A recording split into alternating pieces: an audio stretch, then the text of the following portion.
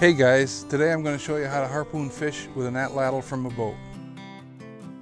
I'm Bob Berg from Thunderbird Atlatl. We make and sell atlatls and darts, and we also sell harpoons that are set up just like this. We're out here on Mill Dam Lake. It's near Ocala, Florida. Today we're using a pontoon boat made out of Expandicraft parts. The pontoons are from Expandicraft, and I have just a normal Mohawk canoe, and on the back of the canoe we have a trolling motor and a deep charge marine battery.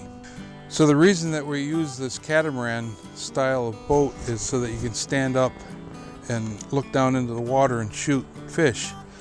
And you can see fish in clear water fairly readily.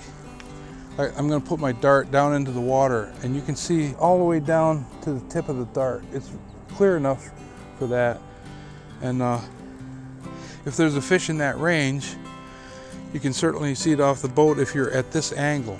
The shallower the angle, the more of that reflection you get from everything else. See the reflections off the waves? But right here at the edge of the boat, there's a nice big area that has very little reflection, and so you want to find fish that are in that area there, and the game is to travel along the weedy edges and find a fish that you can shoot at, and when you do, you get one in the boat.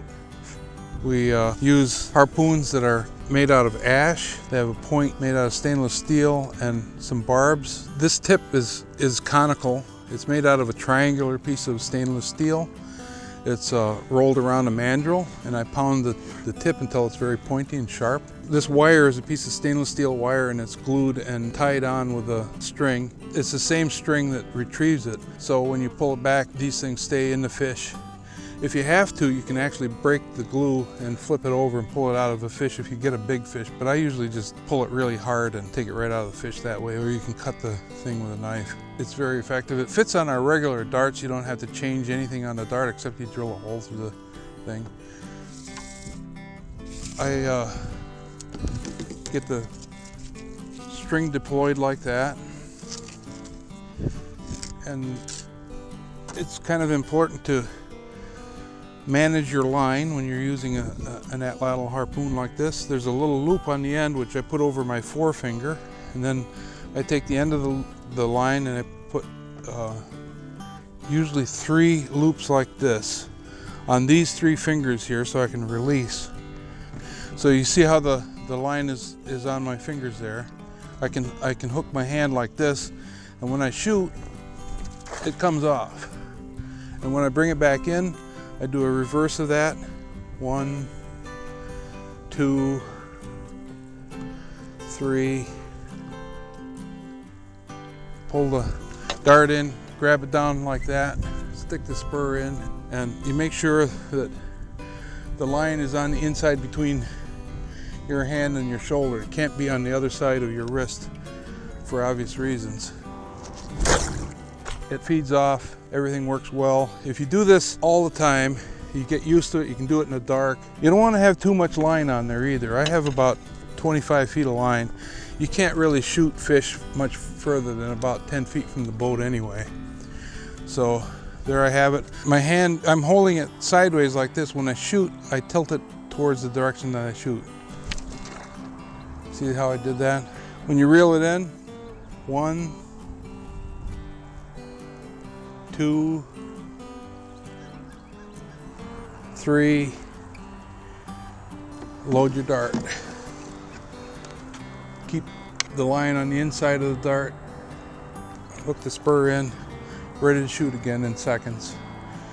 So the only thing that changes is when you catch a fish, you may choose to reel it in a different way, but it still works pretty well if the fish is small enough, because you can pinch the line with your finger as you reel it in. Sometimes a fish pulls really hard if it's big, and you might not want to wrap it around your fingers. You might just, keep it between your thumb and forefinger and hang on to it.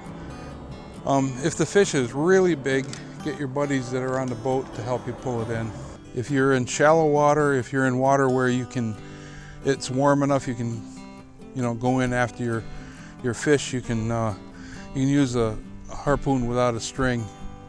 I always like to use a retrieval string. It makes it much easier to fish. And once you develop the technique of using your hands as the reel, then you keep it simple and effective. If you look at the side of the boat down here where I'm pointing with the dart, this is a light, and it's very bright. I think it's 800 lumens, and I've got 2 of them on each side. These lights make it possible to see fairly deep into the water at night. It's amazing how many more fish you can see at night than you can during the day.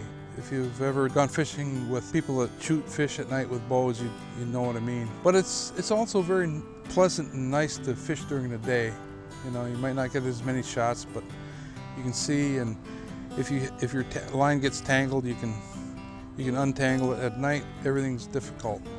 The kinds of fish that we're after down here in Florida are gar, carp, bowfin, and tilapia. Those are the main 4 species we go for in freshwater. And then in saltwater, sheep's head, and I believe you can shoot cobia. When we're up in Kentucky, Missouri, places like that, you can fish for Asian carp. And this rig is really nicely set up for that. And next summer, we'll see you guys in Kentucky on another fishing expedition. Come join us for that. Anyway, thanks for watching. Glad to have you with us. Subscribe to our channel.